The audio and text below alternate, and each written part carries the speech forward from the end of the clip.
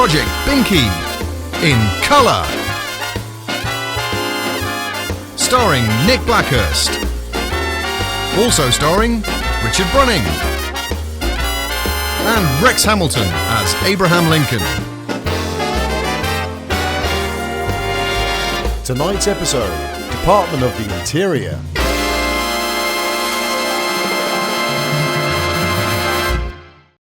Coming up in episode 21, SIP take pity on us and send us a new pillar drill. It's got variable speed. It doesn't wobble. And most importantly, it's got freaking laser beams!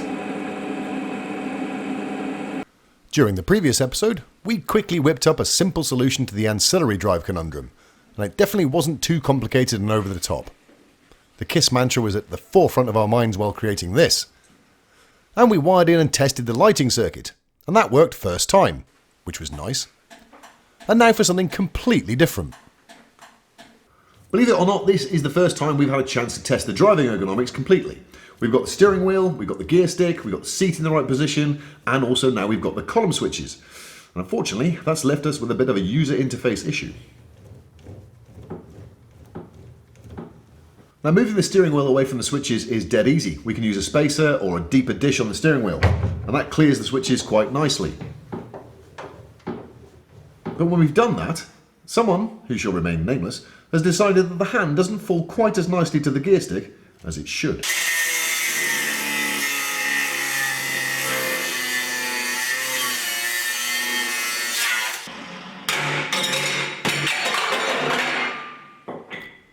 He could hardly wait for me to finish my sentence before firing up the grinder. Anyway, what we're going to do is move the gear stick up 25mm and backwards 15mm using the time-honoured tradition of grinding, drilling, bending and welding.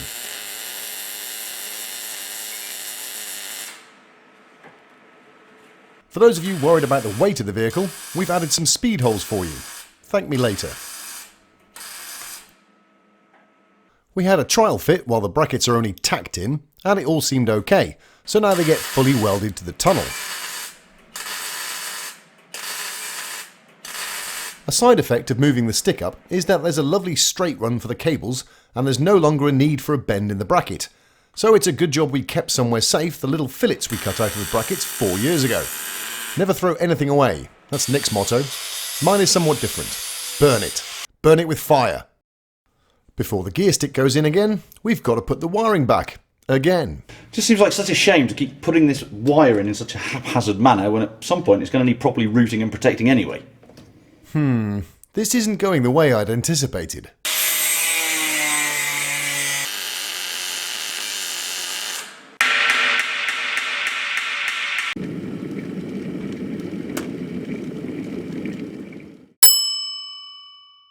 I'm not entirely sure how we disappeared down this rabbit hole. I thought we were doing ergonomics, but now we're here. This is a CAD template of an aluminium tray that is destined to become the heart of the cable routing and protection under the gear stick and around the seats.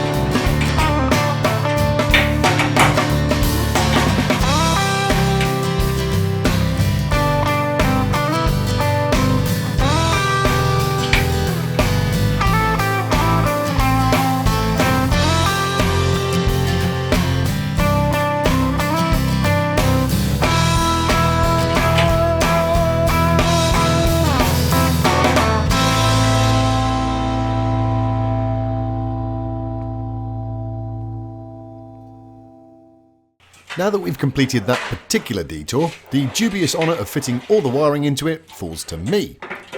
Huh, why have a dog and bark yourself? You may have noticed the tray extends down into the driver's side seat area. Yes, there are 1 or 2 components slated to use that dead space, but we'll come to that later on in the build. The white cable ties are just stunt units and will be replaced by the correct colour and quality during final assembly. Now I can whip off the tails with the side cutters, ensuring I leave just enough of a sharp edge to facilitate the occasional laceration. The final job on the tray is to snip off the cable ties I put on when unwrapping the loom some time ago. There, that's quite neat. With the tray sorted, we can now reassemble the interior, starting with the gear stick mechanism. The cables are clipped onto the stick, and then the assembly gets bolted down onto the brackets.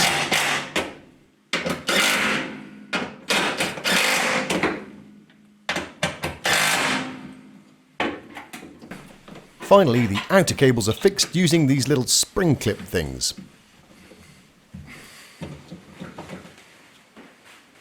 For approximately the umpteenth time, the seats go back in.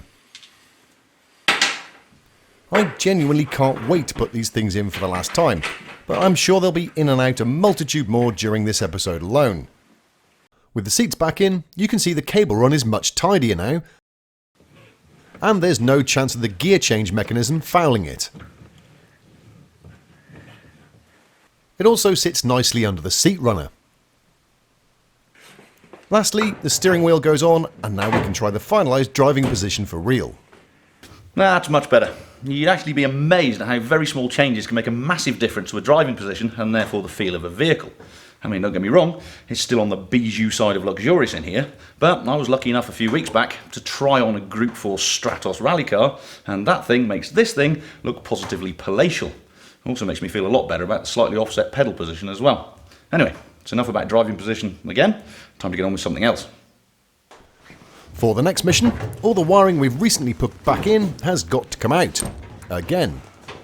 To do that, the seats must come out. Again. Then back in. Again.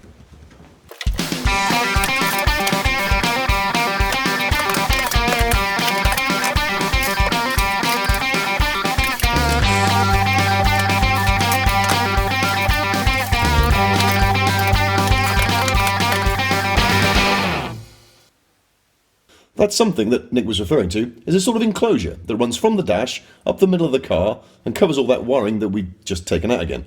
It also covers the gear stick mechanism. Yes, it's time for a centre console.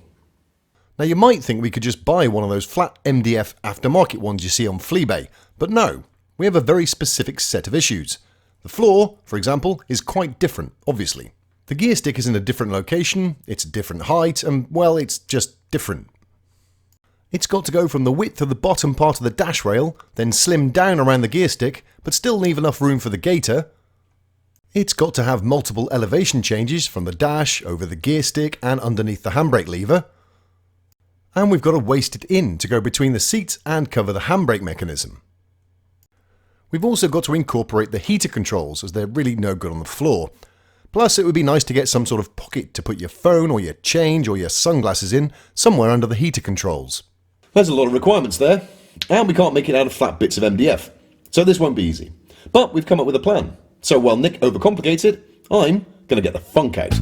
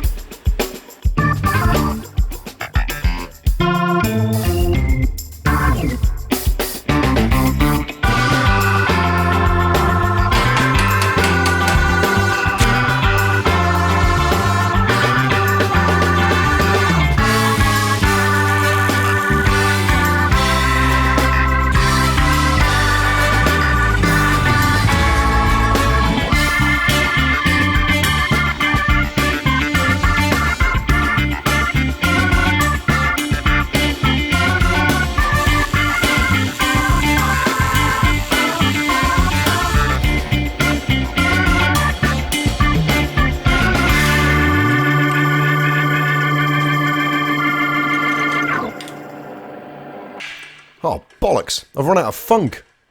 We're nowhere near the end of this montage yet, and I'm out of music. Although, seriously, how much more cutting, drilling, bending and welding can you stand? Quite a lot. Oh, alright then. I mean, I've seen the finished article and it's quite good, so probably worth sticking around for. In the meantime, here's another tune.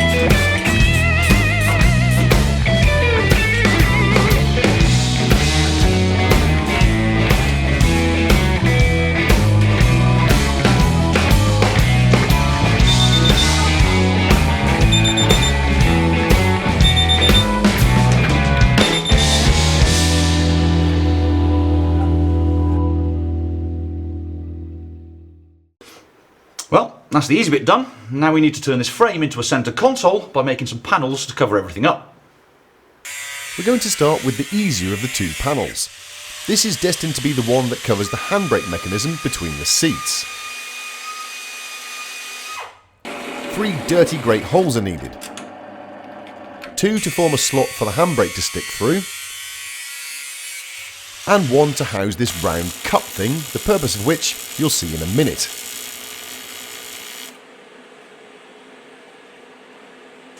After grinding back the weld seam, the cup is tigged onto the panel.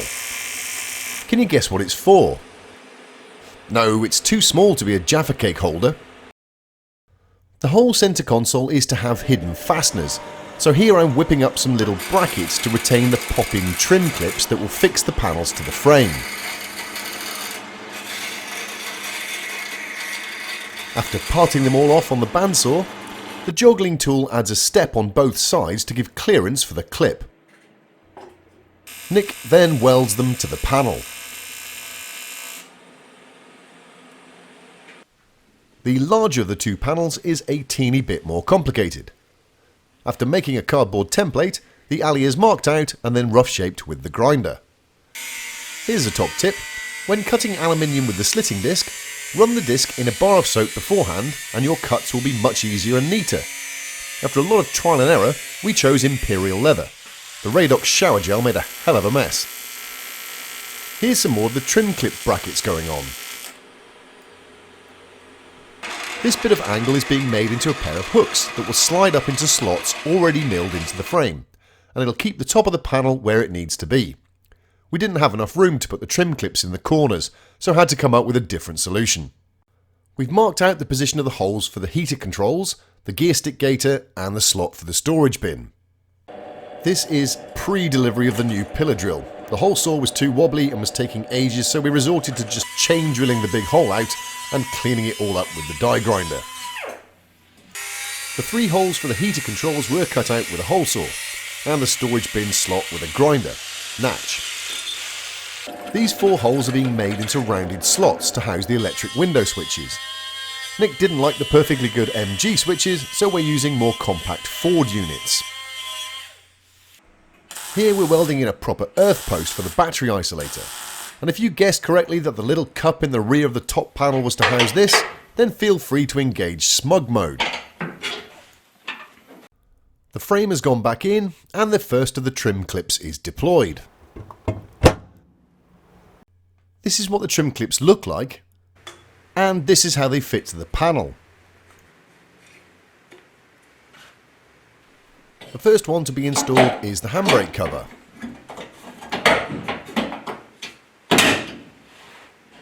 And now the isolator switch top gets screwed into place.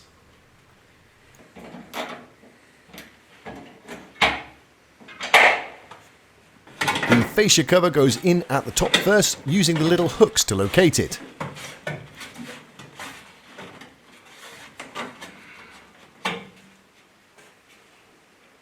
The back edge is then pushed into place with the trim clips. Now the window switches go in. And finally the storage bin is clipped in, along with a dummy switch panel to complete the look. Let's have a look at the whole thing now it's complete. It may look quite big and cumbersome sitting there in the car, but let's add some seats for context.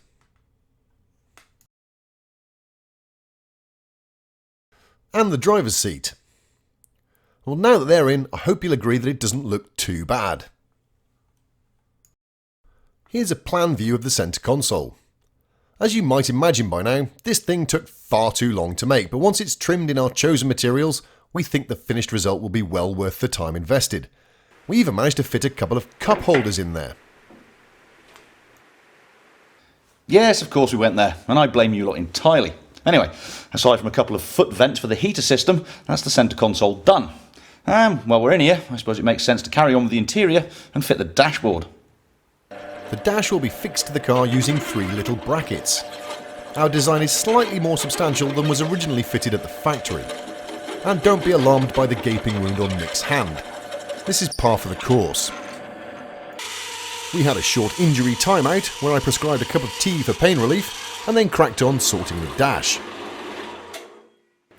The real fake walnut effect veneer dash that we've been using to mock this all up will not be the actual unit we use in the end, but as a proof of concept and to act as a pattern, this one works fine.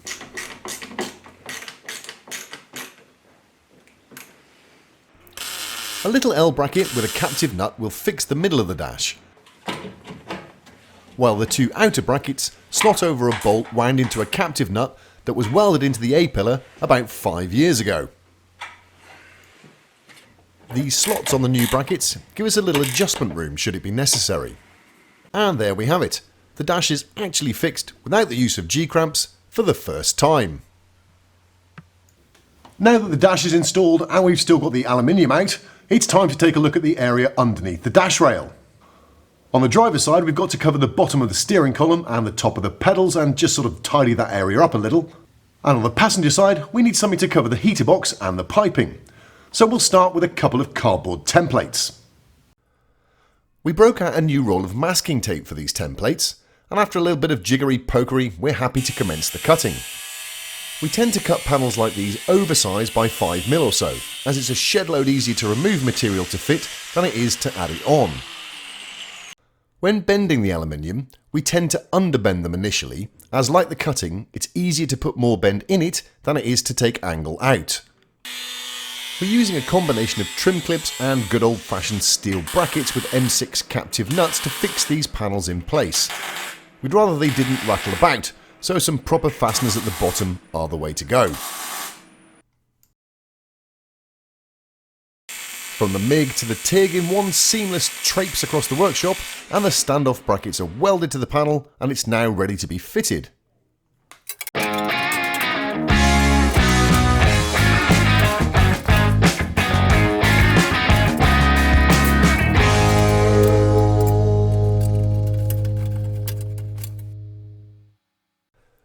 The gaps around the edges are deliberate and will be taken up by the trim material. The passenger side panel was constructed in exactly the same manner, just a slightly different shape to cover the heater box and clear the drum mechanism. With them both installed, I think the completed look is quite good, and when it's all trimmed in our chosen fabric and the carpets are in, it should all blend in really well. That's great. Now we can turn our attention to another part of the interior, the door cards. Mate, there's no door there, we took it off. Try the other side. There you go. This is one of the door cards that originally came out of the car, and unfortunately we just can't use them. Even if we could get them cleaned up enough, baby blue velour is just such a fashion faux pas this season. Now we could easily and quite cheaply get another set of door cards in a colour much more suited to our new interior. The problem with that is we'd still be stuck with these holes that we don't want anymore. So we're going to have to build something ourselves. Now these door cards, along with pretty much all other classics, are made out of this mad hardboard material. Which is stupid, because as we all know, minis are hygroscopic, and when this stuff gets wet, it warps all to buggery and loses any kind of structural integrity it might have had. This stuff for me is also a bit of a nightmare to work with, so I think we'll swerve all of the problems that are associated with it and make our new door cards out of the same 1.5mm alley sheet we've been using for everything else. In an ideal world, we'd trace the holes that we want to transfer to the new door cards straight from this original one. But as both of them are mildly moist and too warped to get an accurate location from, we'll take the measurements we need for the clip holes straight from the door.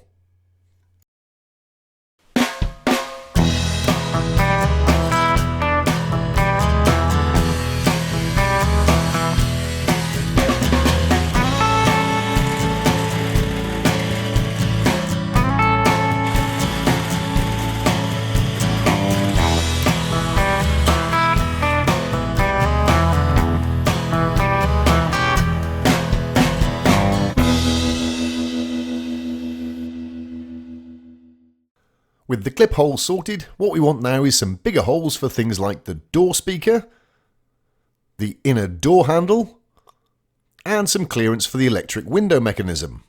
Up first is a dirty great big hole for the speaker. Bang-in tunes are a must for us, so we'll shoehorn the biggest speakers we can get into the doors. Next up is a hole for the door handle. You might recall we're using a handle from a Mitsubishi L200. And finally we need a space to clear the window mech. Nothing a grinder can't sort. Now the trim clips can go on and we can try it for size on the door.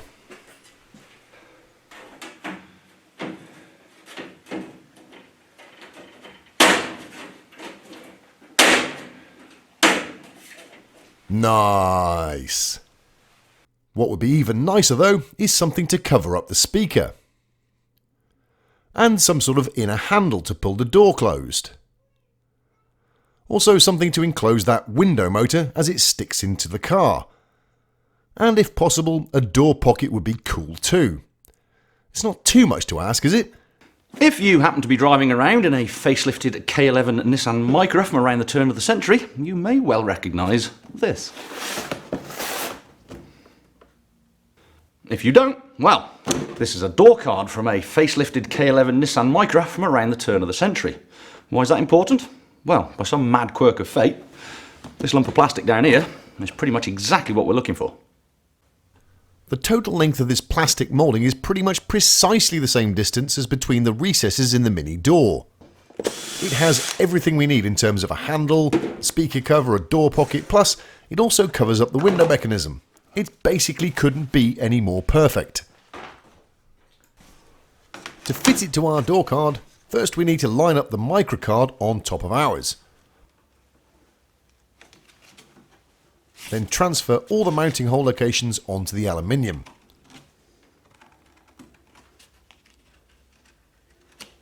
There's one that goes into fresh air, but it's not a screw hole, so we're okay. With all the holes marked out, the trusty step drill is pressed into action.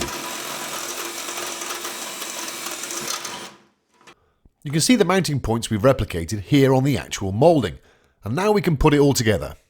Not just yet. There's still a couple of things we need to do before we can fit the door pocket. A standard mini door card fits into this recess in the door and only comes to here, which leaves this band of body colour on the interior, which I don't want. So I've made the new door card slightly oversized to cover it, but it's going to require a step all the way around the edge to fit properly. Then we need a couple of captive nuts welding here and here to the door, so we can attach the inner door handle so we don't pull the whole card off when we close the door. The step is being put into the panel with our motorised bead roller. It didn't arrive with us motorised, it was almost immediately modified, as it quickly became apparent that without the addition of a complete third arm and hand, using it on panels this large was largely impossible. I mean, that was the excuse anyway. Other things around the workshop that have also benefited from the addition of a random 12-volt motor include the big blue jig and the camera glide track.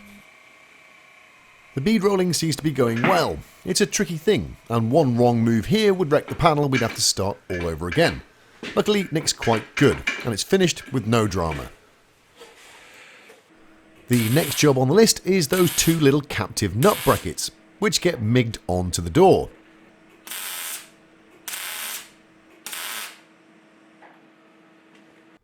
And then they're finished with a little primer. This rectangular hole is to clear a bulge in the door for part of the window lifter that sticks proud by just a millimetre or two. It's being covered in aluminiumised tape, and when the door card is trimmed, no one will notice. After refitting the trim clips, the micro moulding is now screwed to the door card. It then gets properly clipped into place.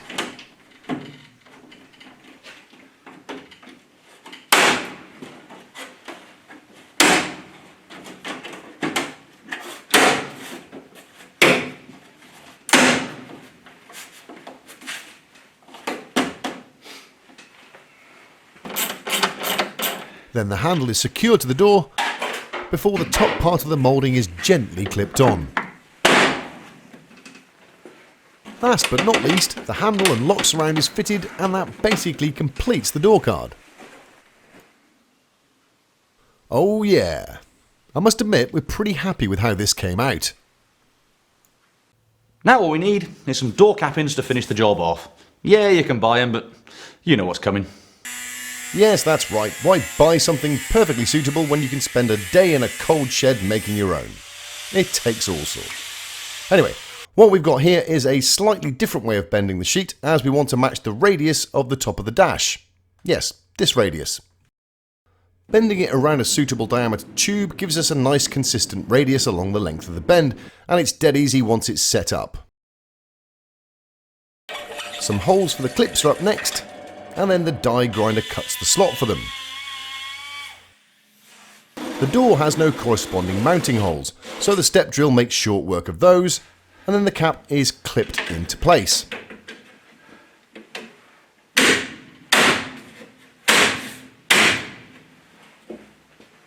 Lovely. The finishing touch is to add the window trim, and the driver's side door is now complete. That, I hope you'll agree, is not too shabby. Now we've got to do it all over again on the passenger side.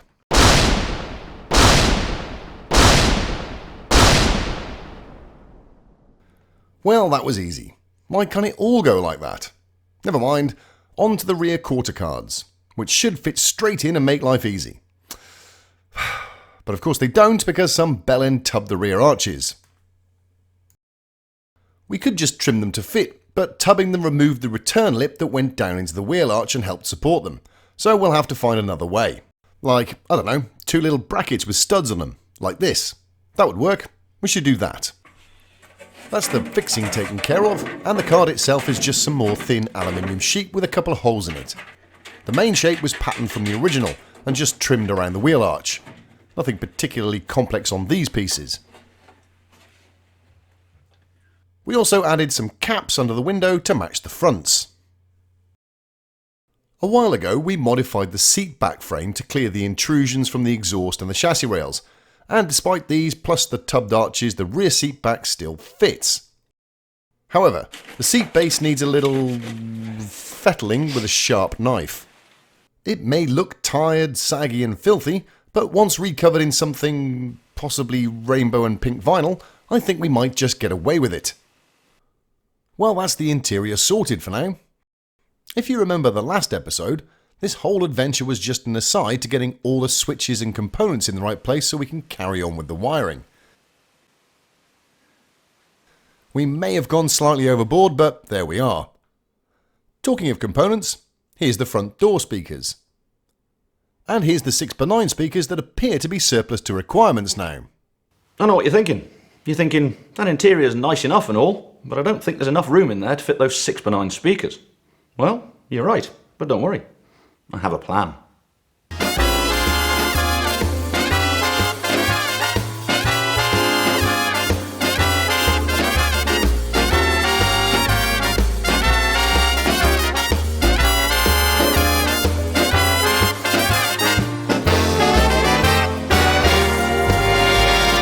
Be sure to tune in next time for another exciting episode from the files of Project Binky.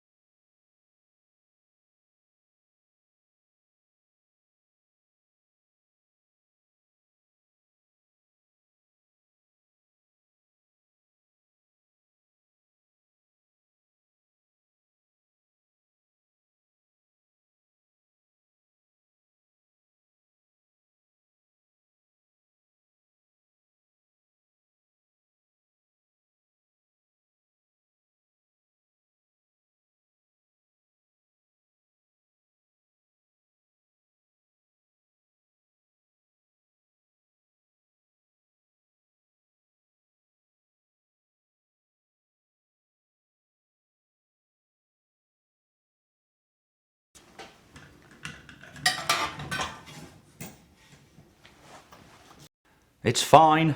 Quit your moaning.